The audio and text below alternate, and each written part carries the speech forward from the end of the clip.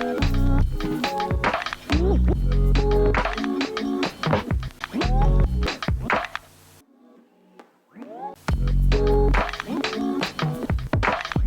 welcome back to Smart Martial Arts, the YouTube channel where we go over everything martial arts.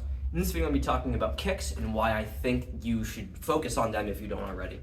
The main reason, and kind of the reason I'll be talking about, is the fact that they can even the playing field in a number of different ways.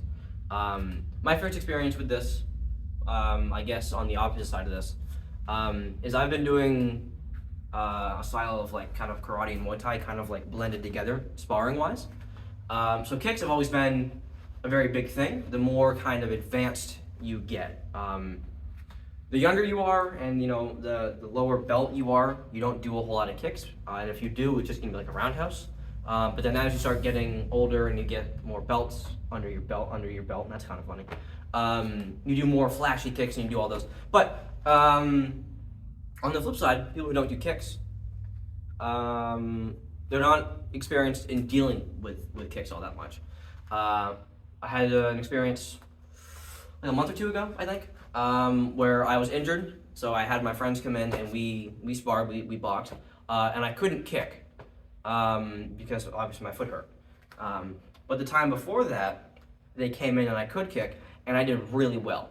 Like it was kind of unfair. I was sparring somebody who was like this tall, who has some experience in Kali and other stuff like that. The first thing I did was kick him in the head, and it was great. But then when I couldn't kick, it kind of evened out a little bit because now his range was effective. Now I had to actually get in, but he would nail me before I did. And that was kind of my first awakening of like, ooh, kicks are actually like really, really helpful. I'm going to be talking about a few different ways you can actually apply them. And I think I've mentioned this in other videos, but I don't think I've ever actually like spoken about them outright. But there's two things. The first one that we're going to talk about is the fear factor of kicks for people who don't train. And all that means is people who don't deal with kicks all that often, or ever, have no idea what the hell to do when they're confronted with a kick.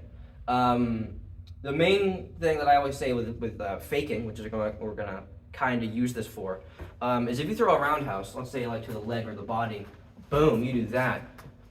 Most of the time, what you're supposed to do is you're supposed to like check it or get out of the way. But what people who are less experienced do is they'll bring their hands down and like meet it, kind of like they're holding pads. Don't do that, by the way.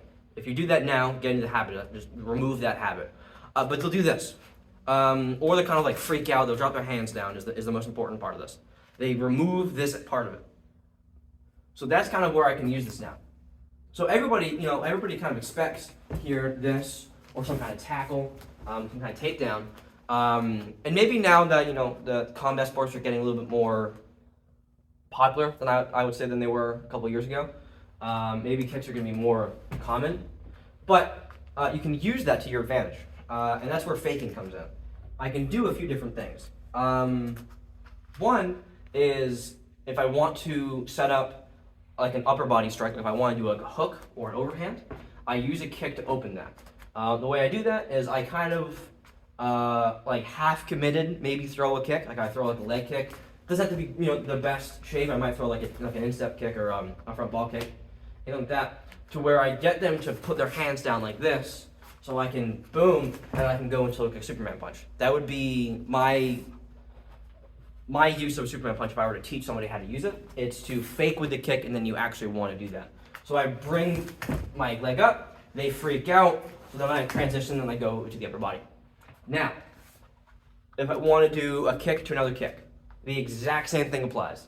I do this, so their hands drop, and then I change it. We call this kick a flapper kick where I am. It's just basically a low round kick and then a high round kick. Whatever you call that, but you can use that. Or a question mark kick. I throw up, then I turn and I do that. So that's the first of the two big ones, where I use my kick to open them up. I fake my kick to throw a different strike or a different kick, and then life's good. Now the second part of this is kind of, I don't want to say an advanced way of using this, but it might be, I don't know, I'll let you decide.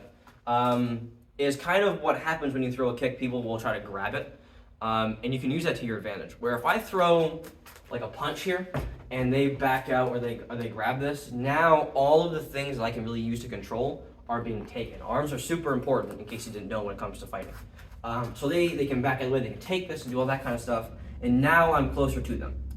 And that's not really too ideal, because I can't see what they're going to do, and it makes it easier for me to be taken down. So this other part of it is now I'm going to kind of do like the worst thing, and if they take my leg, I'm not worried about it. Where if I throw my kick, let's say they catch it, or I do it kind of slow, I do it sloppily, they catch it, now I have time to where their hands are dropped, maybe one or both of their hands are dropped, and I can just slam them in the face. I mean, I can kick, it gets trapped, boom, boom, boom, as I try to turn around, and I can do whatever it is I need to do to get out of it. But it's a control thing, is the second part, is I can give them the opportunity to think, hey, I'm winning, and then you destroy them.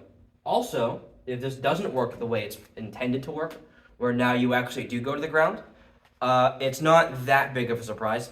It's kind of like the aspect of, I want to take you down because it's on my terms. It's almost the same thing here, but it's the opposite, where I make them think, oh, they got me. And then once we're on the ground, you're like, aha, trap guard. So it's kind of like a psychological fucking, where I basically give them hope and be like, oh my god, I actually did something really cool. I caught his leg, I bring him down, but now I'm screwed. It's kind of like that, where I give them this, they're like, oh, this is so cool, and then you've made them do exactly what you wanted to do. Maybe your groundwork is far superior than anybody else's. Maybe you're just a Gracie in disguise. Who knows? So you get them to the ground, you make them, that's how you want to get to the ground.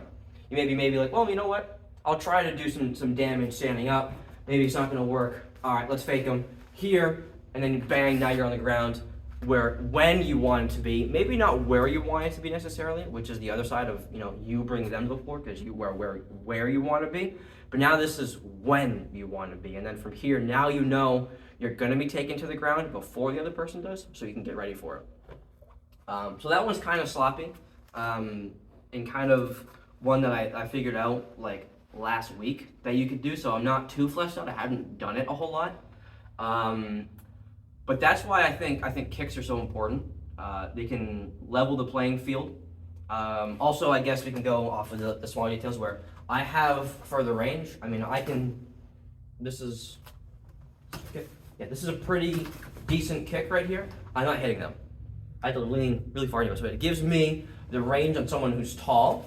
And they're also super powerful. I mean, I think just in general, legs are always going to be stronger than like a punch, depending on how you do it. But if you just slam a side kick or a front ball kick, a roundhouse, it sucks. Bodies are meant to withstand a side kick going at Mach Jesus into your ribs. Not supposed to do that. And also, I've noticed that whenever I get tired, my hands kind of get sloppy, but my feet are doing pretty good. So I think kicks don't wear you out as much in terms of upper body, because now your lungs are actually in the process of being used. Not only are you breathing and exerting energy to do it, but they're also being moved around.